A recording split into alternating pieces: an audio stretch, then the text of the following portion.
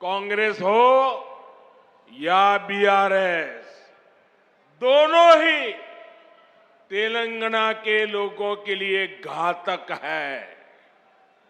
इन दोनों से ही तेलंगाना के लोगों को बचकर रहना है। साथियों, किसी भी जनप्रतिनिधि के लिए सबसे बड़ा पाप होता है अपनी जनता का भरोसा तोड़ना। और यहां की राज्य सरकार ने तेलंगाना के लोगों का भरोसा चकनाचूर करने का पाप किया है। कितनी सारी उम्मीदें लगाई थी आप लोगों ने, लेकिन हर उम्मीद को तेलंगाना सरकार ने तोड़कर रख दिया। यहां की सरकार अच्छी तरह जानती है कि पिछले 9 साल में उसने तेलंगाना के लोगों को सिर्फ और सिर्फ धोखा दिया है। उसने राज्य में एक के बाद एक भर्ती घोटाले करके यहां के युवाओं के साथ विश्वासघात किया है। तेलंगाना आंदोलनों के वो दिन मैं कभी भूल नहीं सकता। कितनी बड़ी बड़ी बातें कही गई थी कि हम यहां लाखों भर्तियां करेंगे, युवाओं को सरकारी नौकरी देंगे, लेकिन आपको इन लोगों ने सिर्फ और सिर्फ झूठ ही दिया है। तेलंगाना में भ्रष्टाचार का जो खुला खेल चल रहा है, इसका सबसे बड़ा नुकसान यहां के युवाओं को उठाना पड़ रहा है। Telangana state public service commission scam के बारे में कौन नहीं जानता है। पिछले 9 वर्षों से तेलंगाना के लाखों नौजवान सरकारी भर्तियों का इंतजार कर रहे हैं, लेकिन यहां की सरकार ने सरकारी नौकरियों को अपने नेताओं की तिजोरी भरने का माध्यम बना दिया है। साथियों, तेलंगाना की 12 यूनिवर्सिटीज में हायर एजुकेशन को तबाह करके यहां की सरकार ने लाखों नौजवानों का भविष्य बर्बाद कर दिया है। आज भी तेलंगाना की यूनिवर्सिटीज में 3000 से ज्यादा टीचर्स के पद खाली पड़े हैं। आज भी तेलंगाना की सरकारी स्कूलों में टीचर्स की 15,000 से ज्यादा पोस्ट खाली पड़ी है। क्या ये इन स्कूलों में पढ़ने वाले बच्चों के साथ विश्वासघात नहीं है क्या? धोखा नहीं है क्या? इन लोगों ने आपसे वायदा किया था कि हर बेरोजगार को 3,000 रुपये का भत्ता देंगे। ये वायदा करके भी तेलंगाना सरकार ने नौजवानों को सिर्फ धोखा दिया, विश्वासघात किया। इन लोगों ने आपसे वायदा किया था कि गरीबों को 2 बेडरूम वाले 7 लाख फ्लैट बनाकर देंगे। ये वायदा भी यहां की सरकार पूरा नहीं कर पाई है। ये लोग किसानों के 1 लाख रुपया तक के कर्ज को माफ करने की बात भी कहा करते थे, लेकिन इस वायदे पर भी इनकी सरकार ने तेलंगाना के लोगों को सिर्फ विश्वासघात ही दिया है। साथियों, मुझे पता है कि तेलंगाना की ग्रामीण पंचायतें, यहां के सरपंच यहां की सरकार से कितने गुस्से में हैं, कितने नाराज हैं। ये बीजेपी की केंद्र सरकार है जिसने तेलंगाना की ग्राम पंचायतों को 12,000 करोड़ रुपए से ज्यादा सीधा देने का सुनिश्चित किया है। यहां की ग्राम पंचायतें ज्यादातर काम सेंट्रल फंड से ही करा रही है। केसीआर सरकार यहां ग्राम पंचायतों के सामने लगातार मुश्किल खड़ी कर रही है। इसलिए तेलंगाना की हजारों पंचायतें भी अब यहां की परिवारवादी सरकार को पटखनी देने का इरादा कर चुकी है।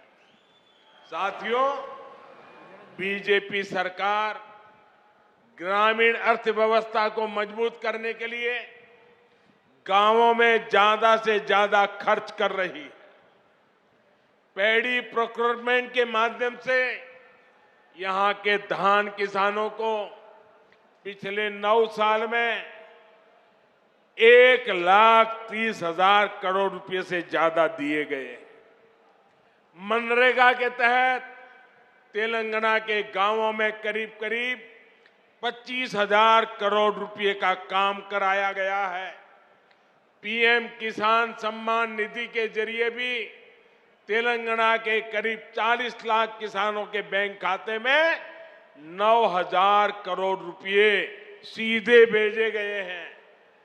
पीएम आवास योजना के तहत जो करोड़ों घर बनाए गए हैं, उनसे भी हजारों करोड़ रुपए ग्रामीण अर्थव्यवस्था में पहुंचे हैं।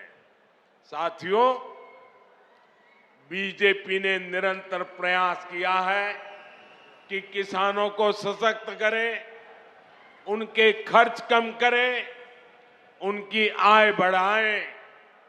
हमने लागत का 1.5 गुना एमएसपी देने का वादा किया था।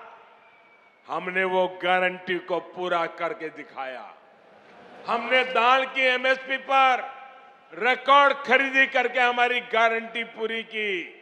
हमने सिंचाई के नेटवर्क को सशक्त करने का वादा किया था, वो गारंटी भी हमने पूरी की। किसानों को कोल्ड स्टोरेज की दिक्कत ना हो, इसके लिए दुनिया का सबसे बड़ी भंडारण योजना पर पूरा काम हो रहा है। आप जानते हैं कि जो 7 मेगा टेक्सटाइल पार्क देश में बनने वाले हैं, उनमें से भी एक यहां तेलंगाना में बनने जा रहा है। इन सभी प्रयासों का लाभ यहां के किसानों को होगा, हमारे कॉटन ग्रोवर किसानों को होगा। भाइयों बहनों, तेलंगाना की सरकार ने गरीब, दलित, पिछड़े आदिवासियों को सिर्फ झूठे वादे दिए, झूठी घोषणाएं दी, लेकिन केंद्र की बीजेपी सरकार ने सही मायने में इन वर्गों को सशक्त किया है। वारंगल सहित इस पूरे क्षेत्र में बड़ी संख्या में आदिवासी और पिछड़े समाज के लोग रहते हैं। पहले की सरकारों में हमारे आदिवासी भाई बहनों के साथ सौतेला व्यवहार किया जाता था।